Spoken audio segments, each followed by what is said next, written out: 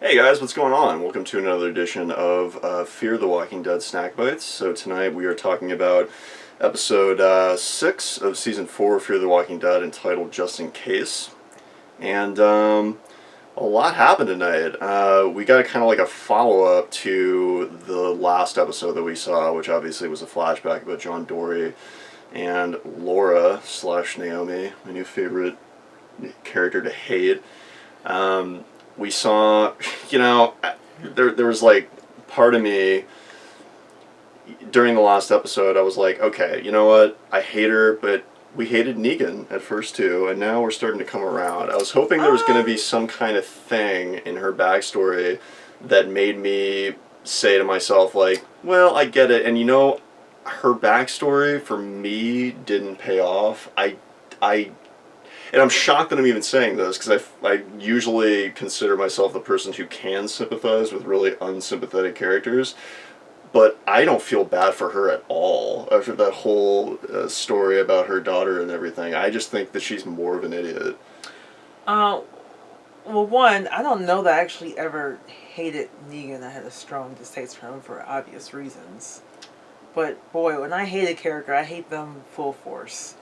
And I get sick of seeing Naomi every time her face comes on the screen, which is terrible because I love Jen Elfman and Dharma and Greg. She's a great actress. She's great at making us hate her.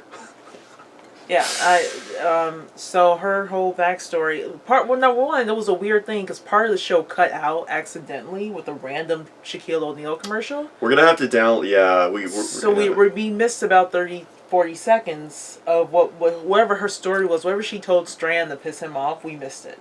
That's the first thing. The second thing is, for someone who's supposed to be a nurse, supposed to be like savvy with treating sick people, it seems to me that if you have a child, especially one under the age of 10, who's sick with pneumonia, pneumonia is something that needs to be closely observed by someone. And kills only young children and the elderly. Yeah, well, not even that, but obviously that is someone who requires supervision. That's not someone who you leave to their own devices, even an adult.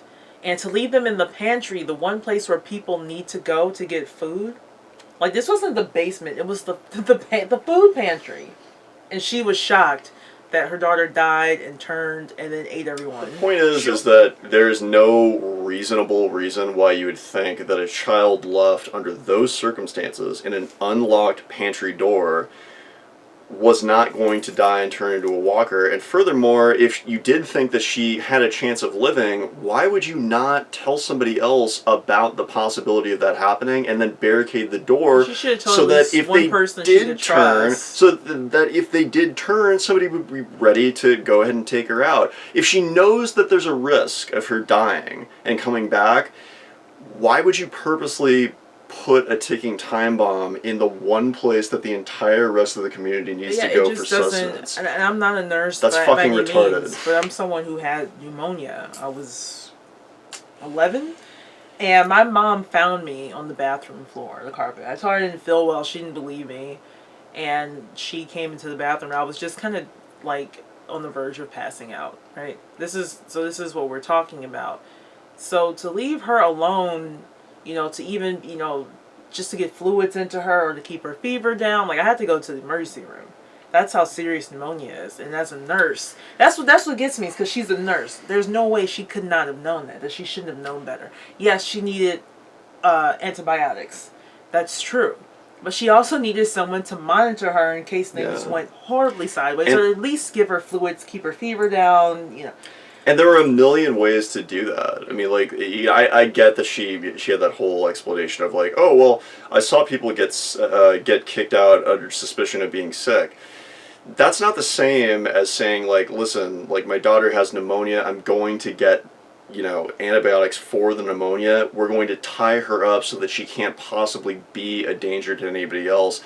That's an entirely different scenario than what she portrayed as the justification for why she left in the first place. There were other children there. I find it unlikely that they would have kicked out a little kid. It's a FEMA camp. As long as she was being closely watched. It's a FEMA camp. As long as it was a controlled situation, they kept her in a room, and she was like maybe handcuffed to a bed or something, or she couldn't move or hurt anyone. Of course. They would have been like, okay, well, we'll observe her, but if she turns, There's no FEMA camp that is, I mean, and then also, this thought, like, crossed my mind, too, after we got done watching the episode. Okay, like, let's say that, she left, she put her daughter in the pantry. For 3 days, she just expected her daughter to be in the pantry with no place to go to the bathroom, like, potentially contaminating the entire food supply really of the entire plan. FEMA camp. Like, her daughter is going to have to piss at some point, and she's suggesting that she should just go on the floor, apparently. I'm pretty sure she had a poop bucket. That's still not sanitary. It gets into the air. It's in the fucking food supply. I mean, when she was, like, crying and saying, like, I did this, I was like, yep, you did. You're a fucking idiot. Like, I don't understand how anybody can be sympathetic with her. I really don't get it. She is, like, the dumbest fucking character in all of the Apocalypse so far. Not the Antichrist. Every one of her decisions has made no sense whatsoever. There's still no good explanation for why she has, like, just abandoned every group that she's been around in the middle of the night to go deal with this issue. I don't think that either John or Madison Strand would have objected to what she was saying if she just told them where they were going. If she said, like, I have to find out whether or not my daughter is still alive or not. I think she's dead, but I have to make sure for sure. They wouldn't say, you're not allowed to go. Neither one of them would have said that. They both would have said, like, okay, I get it. You know what? Let's go ahead and take a car and go out there and find out. Her explanation for stealing resources and abandoning the groups in the middle of the night is shitty. Just imagine if she had gone back and gotten that truck and brought it back to John's place instead of abandoning him. They could have created such an oasis over there. Her reasoning for thinking that she couldn't tell anyone and that therefore she must steal supplies from people. Stealing, by the way, not borrowing, stealing in the middle of the night and just abandoning them is terrible. Well, to be fair, she her justification didn't is steal just Madison not there. Strand's car. She just stole a car to leave them behind for reasons that still don't make a whole lot of sense. She tried to steal John's car, though, and then he stopped her. You mean Strand's car? Oh, you mean, well, yeah, John's car. I mean, she's willing to... My point is that she's willing to steal from whoever that she's around, which makes me dislike her. I don't understand where this character is coming from Well, I at didn't all. like her when we first met her, when she was so adamant, like, Madison was clearly trying to help her. Yeah. And then she falls into this big, giant sewage pit thing. And she abandons Alicia, like, on the top of a fucking water park with, like, no way to defend herself on the way out. Madison risked her ass to go jump in that watery, walker-ridden silo to save her life. And for what? She's lucky anybody even came after her, because I swear to God, if that had been me, I would have been like, ooh, good luck, girl. I maybe would have tossed her down the weapon, but that would just be a waste of resource. I may have saved her, like, that first time, but I definitely... You would have jumped in there for a stranger? Oh, no. No. Well, if I had, like, a better way of doing it, I may have, like, attempted to save her, but I definitely would not have, like, gone from the motel on this, like, weird mission to go and try and find... And then gone into the FEMA camp, which was overrun by walkers, and, like, put myself at risk to try and rescue her. Fuck that. Dude, I don't identify with this character at all. And there's people who, like, responded to our last video in the comments saying, like, I'm not ready to hate Naomi yet. And I'm just like... I am. Why not? She's a fucking idiot. Let the hate flow through you. Let the hate flow through you. There is nothing... What is that from? Star Wars. Oh. Yeah, the Emperor said that to Luke Skywalker. Okay, I knew that. I knew I was him. quoting something. I couldn't remember. I don't understand what is redeeming about this character, and I think, and granted, part of it is now she's with the fucking vultures, so it's even worse. It's even worse. We don't even know, like, what the connection is, but she's obviously the shot caller with the vultures. She's obviously working with the vultures. No, she's not working with it. She's running shit. It appears so. She showed up in her own car, like she was calling the orders. Like, really? And then she now got John Dorie shot. Oh, God, which is like a whole other Alicia's thing. bad shooting ass. Alicia's an idiot too. I can't wait for her to the wrong Clark got killed. I would have loved to keep Nick and see Alicia die. I'm starting to really think that Madison's a goner. They're making a really, it would make a lot. They're making it make more and more sense that she would die. I'm just upset because I wanted Madison to meet Morgan. See, who is Madison related to? Like, I want to know. I know she's related to someone that Morgan has met. I know it. It's possible. I can feel it. I love John Dorie. Like, I mean, he's just... You have such a guy crush on him. Dude, he's a badass. He's, like, so likable. I want this guy to live. Like, I want this guy to survive. He's been waiting for Frank Dillahunt to be back on Talking Dead for, like, ever. Every week. The last several weeks, he thought he was on there. Well, because they're to be fair, there was a misstep. On one of those weeks, yeah. Yes. But the other week had nothing to do. I wanted to hear more about his character when he was on Talking Dead the first week of this season, but, I mean, he was just, like, so overshadowed by, like, I mean, fucking Andrew Lincoln was there. And Lenny James was there. It's like, obviously he's not going to get as much screen time as them. And so we didn't really have, like, a chance to hear a whole lot about his character. We actually have not watched Talking Dead yet, which we're going to have to watch later on. Jeffrey D. Morgan was there too, right? And Jeffrey D. I mean, everybody, like, just all of, like, the big name people were there. So he didn't really get a whole lot of time to, talk about his character and all that stuff. I'm curious to see what he has to say now, like, now that we actually, like, know the character. He's like Rick Grimes of Fear the Walking Dead, only can shoot better. It's kind of the way that I think of him at this point. His personality is not the same as Rick at all, but they obviously took things from Rick and installed them in his character. Very topical things. He's a cop. Southern. Yeah, he's a cowboy. Southern cop. I mean, obviously, they had to have taken certain... His guns are more practical, though. His guns are way more practical.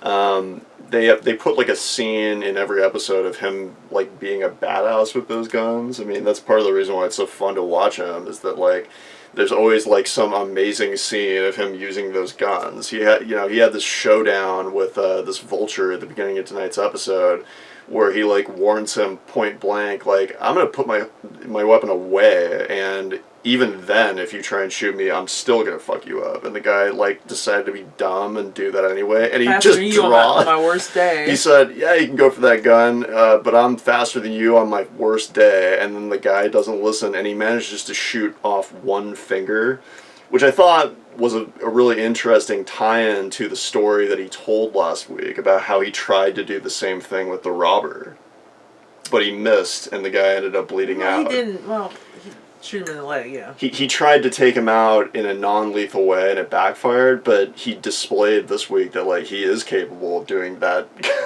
kind of thing. Like, in the moment, he managed to shoot this guy's finger off. He was more prepared for that. He knew it was coming. We also got to see a little bit of his, like, cop side. He, like, threw that guy against the wall and, like, patted him down and stuff, and almost, he was starting to, like, interrogate him. Like, tell me where she is. I was like, oh, this is, like, cop Dorie. He actually got angry to the point where you were kind of wondering for a second whether or not he was, like, gonna, like, start beating the shit out of the guy, where Morgan had to actually intervene and say, like, John, calm down. Well, he did. He did do that. That's exactly what he did. And John Dorie turned over his guns to Morgan, which was an interesting turn of events, as Morgan usually has weapons taken away. Yeah. And also, speaking of cops, totally random, but I'd love to see Chris Maloney on this show or The Walking Dead at any point in time. It's anything. Don't even care. That is random. I know. But he's my favorite cop on TV. Take the stapler! More than Rick? Oh, man. Wait a minute, hold on. Whoa. First of all, Rick was not... She said it, not me. Excuse me. I'm not going to edit this out. Rick is not an active duty cop, okay? When Chris Maloney was on the show, he was an active cop until he left the show. Rick is not a cop anymore. He was a cop. He is not presently a cop. Especially not after that last episode. Yeah, okay. The last 2 episodes. You know what? We'll let the fans decide, because I'm not going to edit this shit out. What do you guys think? You're horrible. What do you guys think? He's the worst. That's what I think. He's the worst. Anyway, back to Fear the Walking Dead. This is interesting. You know, I liked also like during that whole thing when John was confronting the guy and telling him like don't do it, like I'm gonna fuck you up, and Morgan just kind of like shows up and is like, yeah, you really shouldn't do it, like he'll beat you. You know, they have a camaraderie that I really enjoy. Like they balance each other out really really well. I want someone to do a fan edit with the Odd Couple theme music and John and Morgan. It would be perfect for that. Yeah, you know, we've seen now several times where they come to each other's rescue, and even though in that 2 episodes ago when Morgan was doing his whole like I gotta be alone again, blah blah blah, but when John was in pain and went off by himself, Morgan couldn't help himself but go after him. Well, and only after he gave him an ultimatum, after John wanted to quit. I swear to God, if you don't change your mind, John, if you say that there's nothing left, I believe you. And John was like, oh no, I believe. It's an interesting dynamic they have, because it's like they both sort of try to act as if, well, I mean, John doesn't, Morgan does. Morgan tries to act as if like he is hell-bent on being alone and never like having any comrade in the apocalypse. But when somebody who he cares about starts doing things that indicate to him that like they're really in pain and need help, he goes after him. Like he never actually follows through with that threat of like, I'm just gonna like, he cannot abandon you, you know? I mean, at the end of the day, Morgan's just too good of a person. He can't just let somebody go off like into the desert and like die or be at like huge risk like that. He can't do that. Just the way that John can. Neither one of them can do that, and so it's an interesting way they play off one another. I'm enjoying that in this series. If you guys like our content, make sure to subscribe up here in the corner. Also follow all of our social media accounts down below, and also check out the blog, thelivingrishon.com. As always, thank you guys so much for watching, and we'll talk to you next time. Bye-bye.